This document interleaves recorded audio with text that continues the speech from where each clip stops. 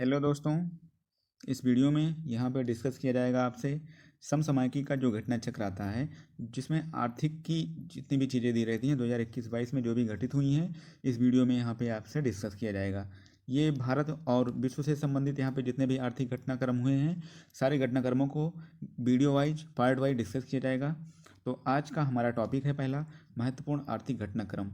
तो ज़्यादा से ज़्यादा वीडियो को शेयर कीजिए। चैनल पे नए हैं, चैनल को सब्सक्राइब कर लीजिए। चलिए हम शुरू करते हैं आज का पहला जो टॉपिक है, महत्वपूर्ण आर्थिक घटनाक्रम। तो पहला क्वेश्चन, 28 जून 2021 को वित्त मंत्री निर्मला सीतारमण द्वारा कोविड-19 महामारी के खिलाफ भारतीय अर्थव्यवस्था को समर्थन देने हेतु प्रोत्साहन पैकेज की घोषणा की गई है। तो ये घोषणा जो की गई है, ये 6,28,993 करोड़ रुपए की घोषणा की गई है।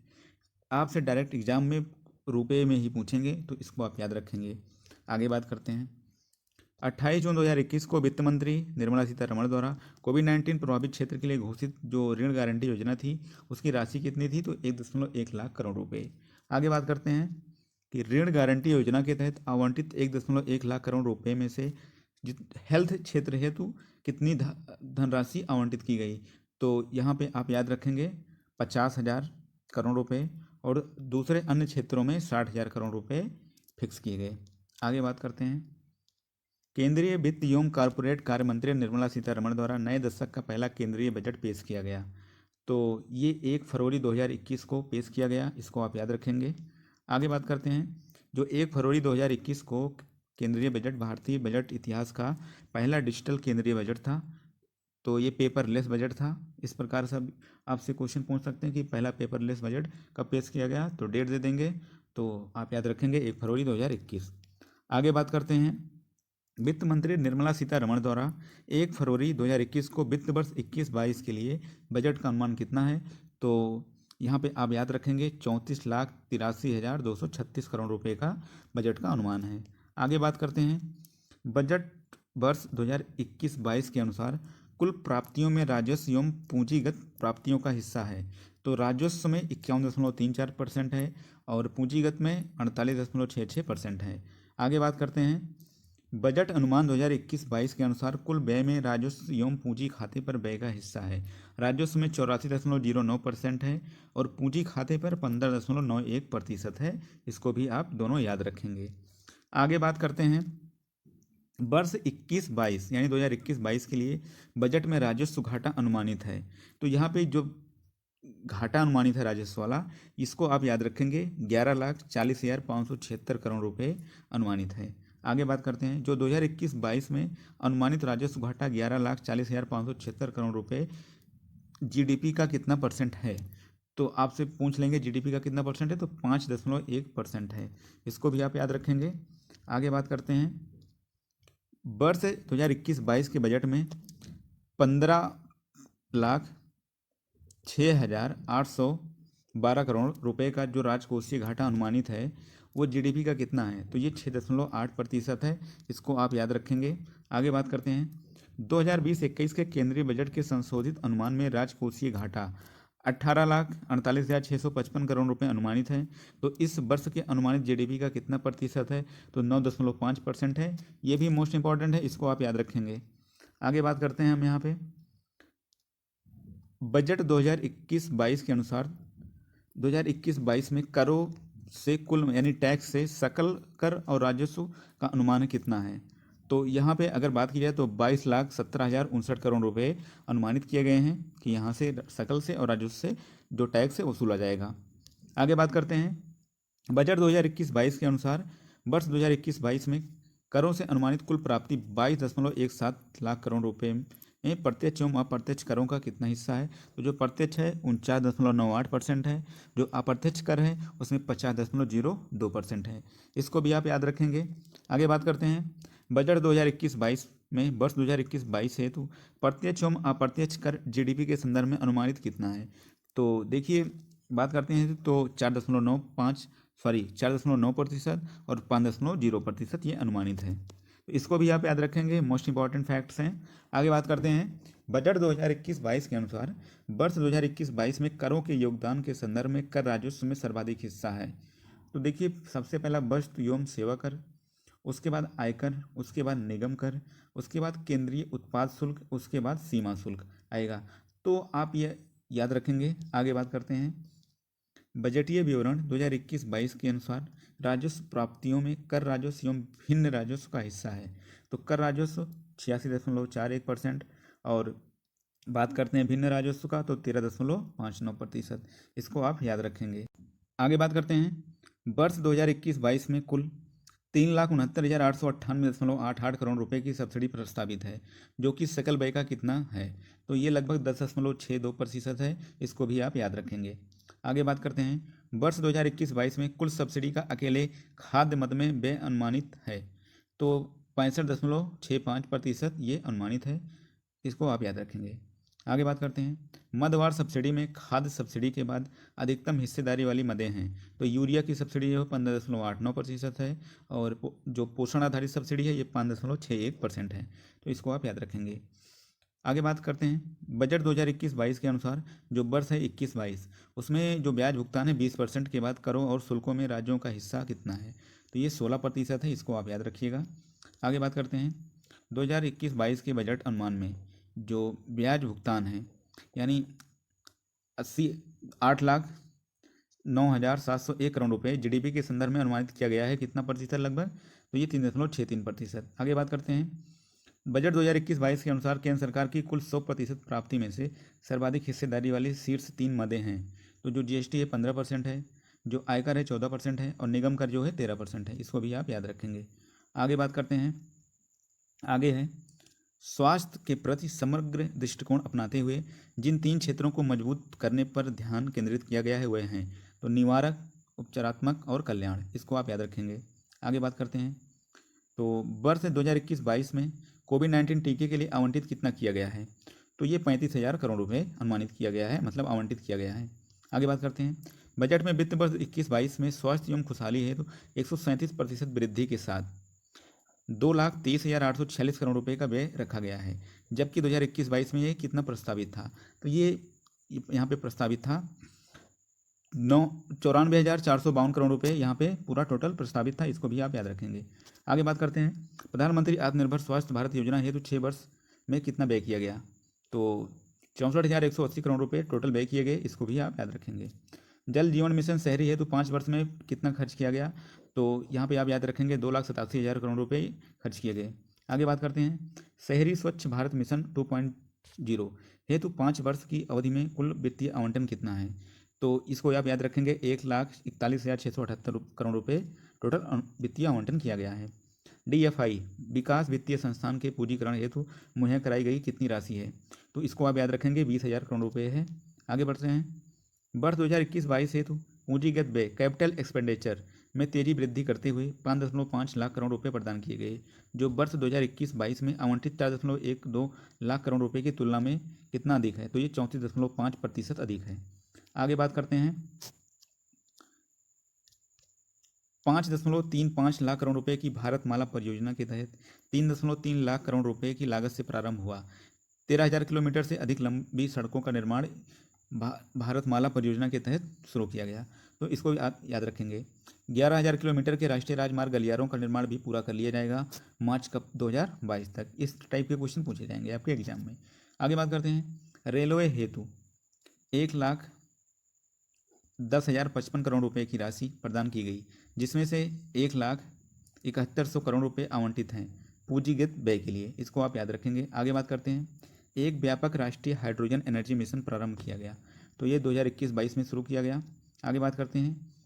उज्ज्वला योजना का विस्तार करते हुए शामिल क्या किया गया? इसमें 1 करोड़ और लाभार्थियों को शामिल। आगे बात करते हैं। बीमा कंपनियों में जो स्वीकार्य प्रत्यक्ष विदेशी निवेश FDI को 49% से बढ़ाकर 74% कर दिया गया। इसको भी आप याद रखेंगे। आगे बात करते हैं। वित्तीय वर्ष 2021-22 में कृषि क्रेडिट लक्ष्य बढ़ाकर किया गया 16.5 लाख करोड़ रुपए किया गया है। इसको आप भी याद रखेंगे। ग्रामीण बुनियादी ढांचा विकास निधि को 30,000 करोड़ रुपए से बढ़ाकर किया गया 40,000 करोड़ रुपए किया जाएगा। इसको भी आप याद रखेंगे। आगे बात करते हैं। 2021-22 में भारत के इतिहास में पहले डिजिटल जनगणना हेतु आवंटित धनराशि है, तो 3,768 करोड़ रुपए आवंटित किए गए हैं। आगे बढ़ते हैं। वित्त विधेयक के माध्यम से भारत की जो आकस्मिकता निधि को 500 करोड़ रुपए से बढ़ाकर किया जाना कितना प्रस्तावित है? तो ये 30,000 करोड़ रुपए प्रस्तावित है। आगे बात करते हैं। निवेश को आकर्षित करने हेतु कॉरपोरेट कर की दर को कम करते हुए लाया गया। विश्व में सबसे कम स्तर पर जो कॉरपोरेट की दर है उसको लाया गया है। आगे बात करते हैं। संपूरक पोषण कार्यक्रम तथा पोषण अभियान का विलय करके प्रारंभ किया जाएगा। मिशन पोषण 2.0। आगे बात करते हैं। 3 वर्षों की अवधि में स्थापित किए जाएंगे 60 टेक्सटाइल पार्क। आगे बात करते हैं। भारत की राष्ट्रीय रेल योजना 2030 तैयार की गई है भारतीय रेलवे के द्वारा। आगे बात करते हैं। उच्च अनिश्चितता युक्त सबसे खराब स्थिति में नुकसान को कम करने पर केंद्रित नीति की सिफारिश करता है। हेंसन और सार्जेंट अनुसंधान। आगे बात करते हैं। एनएसओ द्वारा वर्ष 2019-20 में 4.2% की वृद्धि की तुलना में वित्त वर्ष जो 2020-21 में भारत की जो वास्तविक जीडीपी में गिरावट का अनुमान कितना लगाया गया है? तो ये -7.7% है। आगे बात करते हैं।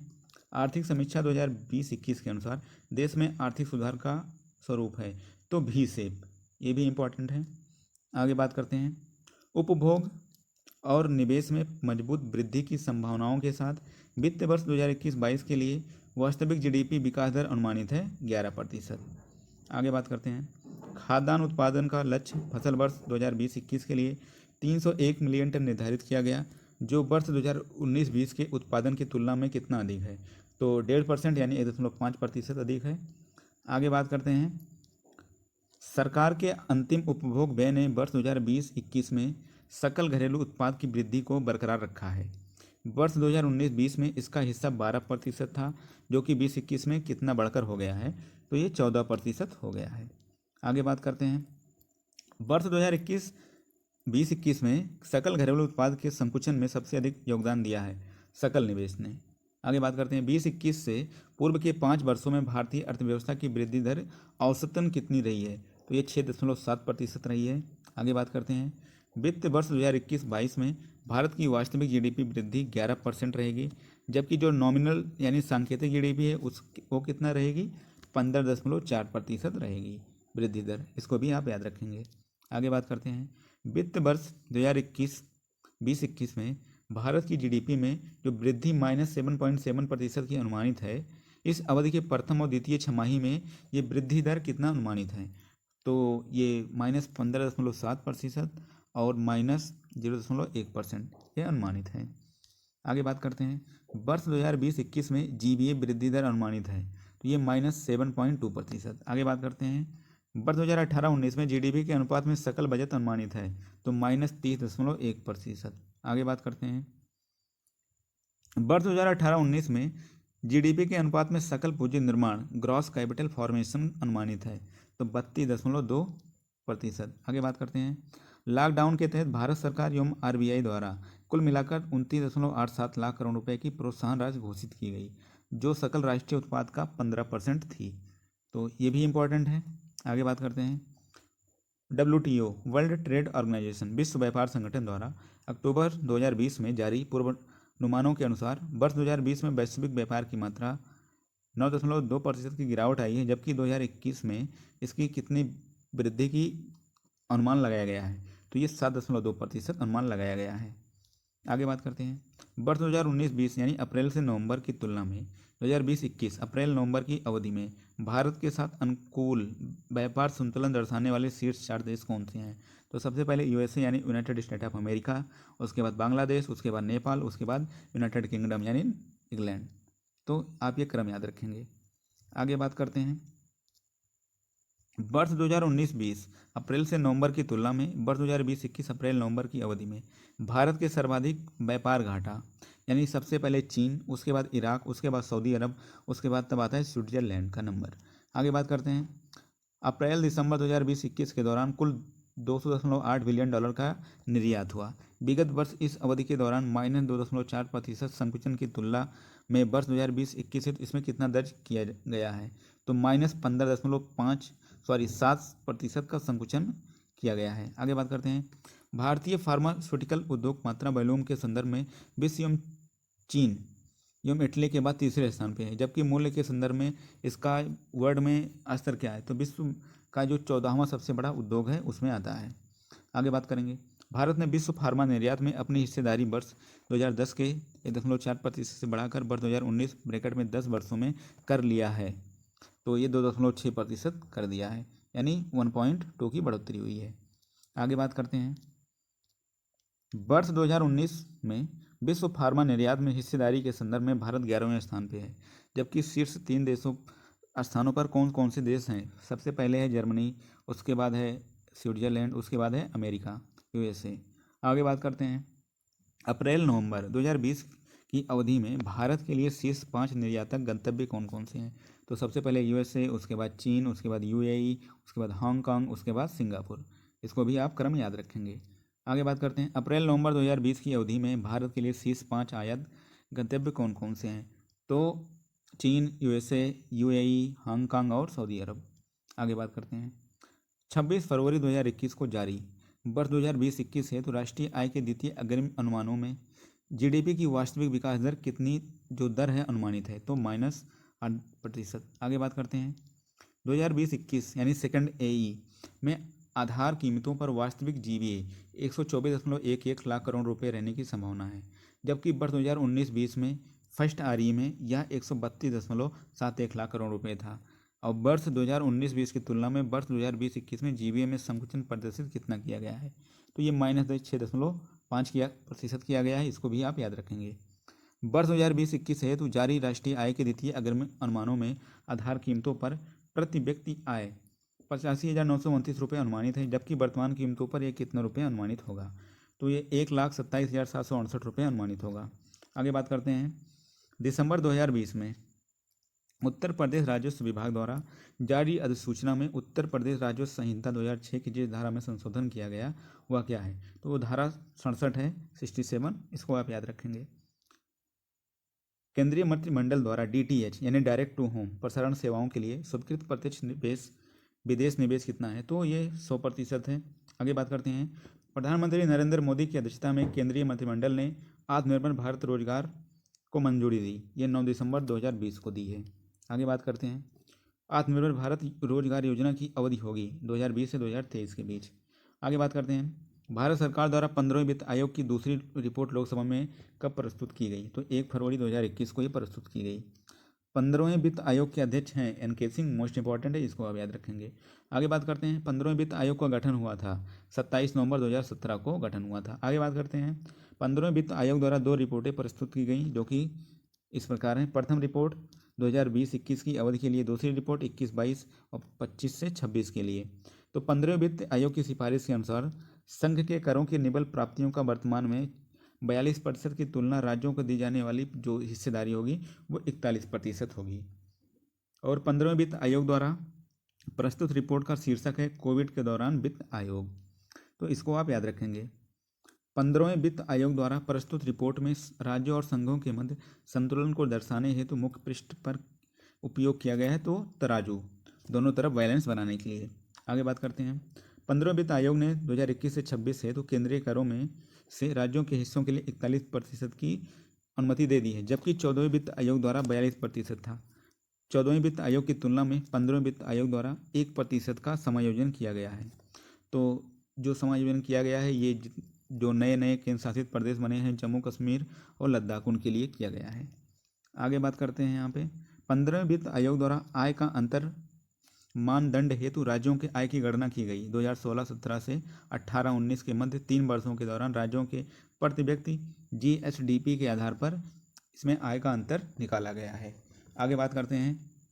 15वें वित्त आयोग द्वारा जनसांख्यिकी मानदंड हेतु प्रयोग किया गया। तो 2011 की जो जनगणना के आंकड़ों का लिया गया उससे किया गया है। आगे बात करते हैं। 15वें वित्त आयोग के अनुसार 2021 से 26 हेतु राजस्व घाटा अनुदान एवं स्थानीय सरकारों के अनुदान हैं क्रमशः यहाँ पे 2,94,514 करोड़ रुपए, और यहाँ पे आगे बात करूँ तो 4,36,361 करोड़ रुपए किए गए हैं। तो इसको आप याद रखेंगे। आगे बात करते हैं। 15वें वित्त आयोग ने वर्ष 2021 से 26 हेतु शहरी एवं ग्रामीण स्थानीय निकायों हेतु अनुदान के रूप में कितना संस्तुति की है? तो 1,21,055 करोड़ रुपए और 2,36,805 करोड़ रुपए किए गए हैं। तो इसको भी आप याद रखेंगे। आगे बात करते हैं। 15वें वित्त आयोग के अनुसार वर्ष 2020-21 हेतु स्थानीय निकायों के लिए 90,000 करोड़ रुपए अनुदानित हैं, जिसमें से ग्रामीण और शहरी स्थानीय निकाय हेतु आवंटित राशि है। तो ग्रामीण के लिए 60,750 करोड़ रुपए यानी 67.5%, और जो शहरी स्थानीय निकाय हैं उनके लिए तो 29,250 करोड़ रुपए, और प्रतिशत में बात की जाए तो 32.5%। आगे बात करते हैं 15वें वित्त आयोग की जो उनकी बातें थी उसके आधार पर 2021-26 के लिए केंद्र द्वारा जो विभाज्य पूल में अधिकतम हिस्सेदारी वाले 3 राज्य कौन कौन से हैं। तो उत्तर प्रदेश का जो है 17.39% है, बिहार का 10.058% है, और मध्य प्रदेश का 7.85% है। इसको भी आप याद रखेंगे। आगे बात करते हैं 15वें वित्त आयोग द्वारा वर्ष 2020-21 हेतु उत्तर प्रदेश को ग्रामीण स्थानीय निकाय हेतु 9,752 करोड़ रुपये आवंटित किया गया, जो देश भर के ग्रामीण स्थानीय निकायों हेतु कुल अनुदानित राशि 60,750 करोड़ रुपये का 16.05% है। तो ये सबसे ज़्यादा है, इसको आप याद रखेंगे। आगे बात करते हैं 15वें वित्त आयोग द्वारा 2020-21 के लिए उत्तर प्रदेश के शहरी स्थानीय निकायों हेतु आवंटित राशि कितनी है। तो 4,695 करोड़ रुपये आवंटित किए गए थे। आगे बात करते हैं 15वें वित्त आयोग की जो रिपोर्ट थी उसके तहत राज्यों को जो हिस्से में सर्वाधिक उत्तर प्रदेश के लिए निर्धारित किया गया, जबकि दूसरे स्थान पे बिहार का है। अब पहला स्थान कम पूछ के दूसरा स्थान ज़्यादा पूछ लेता है, तो इसको आप याद रखेंगे। आगे बात करते हैं 28 जून 2021 को एनफोर्सिंग कॉन्ट्रैक्ट पोर्टल लॉन्च किया गया। ये न्याय विभाग, विधि एवं न्याय मंत्रालय द्वारा लॉन्च किया गया, इसको आप याद रखेंगे। आगे बात करते हैं भारत का पहला हरित म्यूनिसिपल बॉन्ड जारी करने वाला नगर निगम कौन सा है। तो ये 8 अप्रैल 2021 को गाजियाबाद नगर निगम ने किया है। तो मोस्ट इंपॉर्टेंट क्वेश्चन है, ये क्वेश्चन पूछा भी जा चुका है, तो इसको आप याद रखिए। आगे बात करते हैं शिवालिक मैकेटाइल कोऑपरेटिव बैंक द्वारा बैंकिंग परिचालन प्रारंभ किया गया, अप्रैल 2021 से शुरू किया गया। आगे बात करते हैं भारतीय रिजर्व बैंक से भारत में लघु वित्तीय बैंक के रूप में बैंकिंग व्यापार के संचालन का लाइसेंस प्राप्त करने वाला भारत का प्रथम शहरी सहकारी बैंक कौन सा है। ये शिवालिक मर्केंटाइल कोऑपरेटिव बैंक है, इसको आप याद रखेंगे। आगे बात करते हैं तो भारतीय रिजर्व बैंक द्वारा जारी प्रणालीगत रूप से महत्वपूर्ण घरेलू बैंकों की सूची में शामिल कौन कौन से हैं। तो 19 जनवरी 2021 को ये आया था। SBI, ICICI bank, HDFC bank शामिल है। आगे बात करते हैं जो केंद्रीय प्रत्यक्ष कर बोर्ड है उसमें जो अधिसूचित योजना है 2021 के लिए कौन सी है।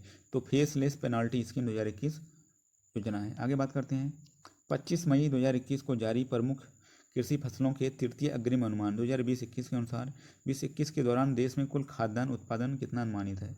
तो 305.44 मिलियन टन अनुमानित है, इसको आप याद रखिए, एग्जाम में पूछ लिया जाता है। तृतीय अग्रिम अनुमान 2020-21 के अनुसार 2020-21 के दौरान चावल का कुल कितना उत्पादन अनुमानित है। तो इसको आप याद रखिए 121.46 मिलियन टन। तृतीय अग्रिम अनुमान 2020-21 के अनुसार 2021 में गन्ने का जो उत्पादन है अनुमानित है 392.8 मिलियन टन।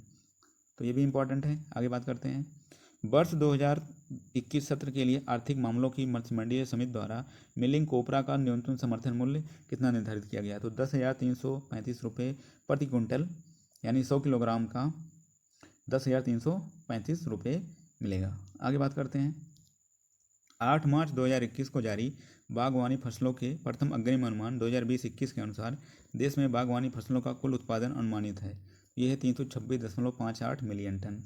आगे बात करते हैं 8 मार्च 2021 को जारी बागवानी फसलों के आंकड़ों के अनुसार 2020-21 में देश में फलों का कुल उत्पादन कितना अनुमानित है।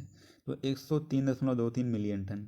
आगे बात करते हैं 29 जून 2021 को एशिया के सबसे लंबे तथा विश्व के 5वें सबसे लंबे automobile high speed track NATRAX का उद्घाटन कहाँ किया गया। तो ये इंदौर मध्य प्रदेश में किया गया। इंदौर में बने हाई स्पीड ट्रैक की कुल लंबाई कितनी है। तो 11.3 किलोमीटर है।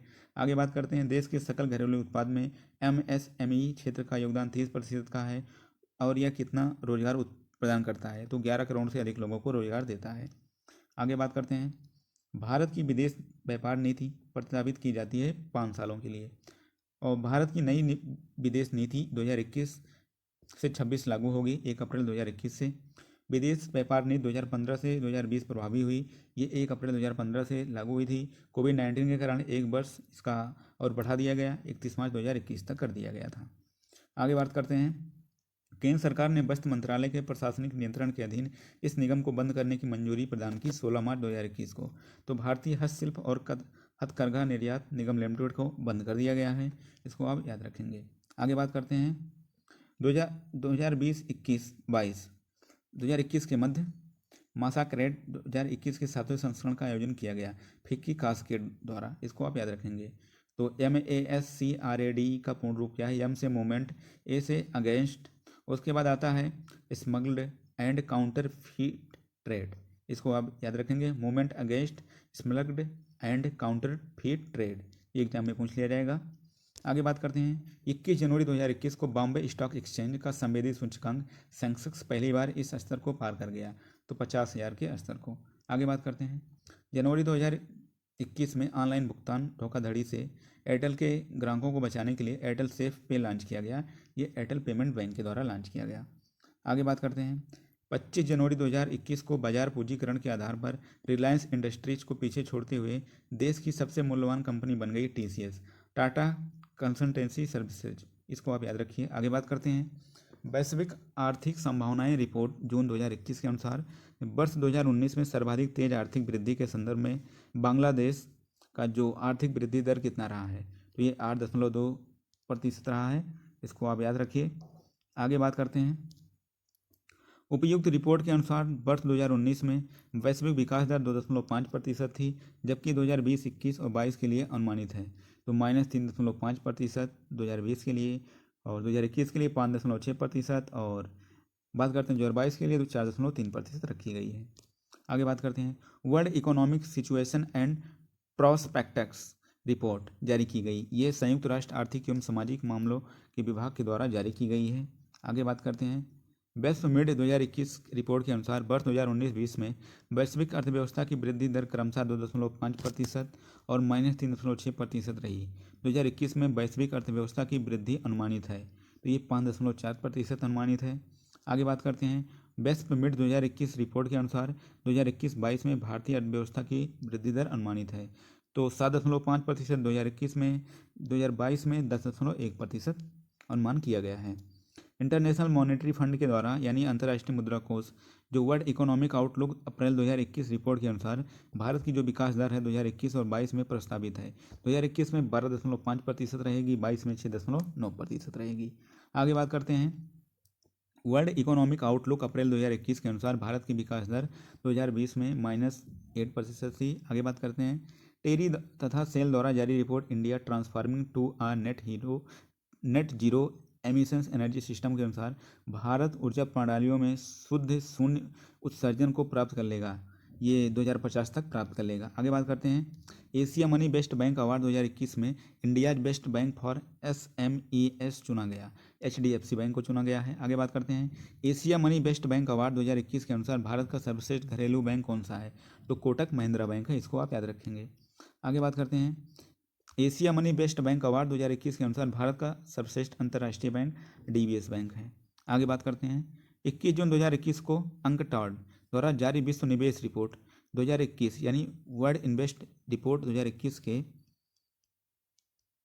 अनुसार भारत में जो प्रत्यक्ष विदेशी निवेश है 2019 के 51 बिलियन अमेरिकी डॉलर की तुलना में 27% वृद्धि के साथ 2020 में ये 64 बिलियन अमेरिकी डॉलर हो गया है, इसको भी आप याद रखेंगे।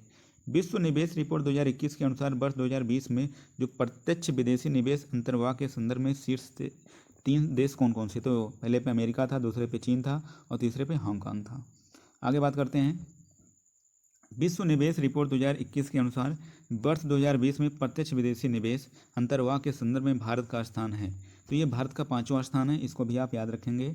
आगे बात करते हैं विश्व निवेश रिपोर्ट 2021 के अनुसार वैश्विक प्रत्यक्ष विदेशी निवेश प्रवाह 2019 के 1.5 ट्रिलियन अमेरिकी डॉलर की तुलना में 35% की गिरावट के साथ 2020 में रह गया, ये 1 ट्रिलियन अमेरिकी डॉलर के बराबर रह गया।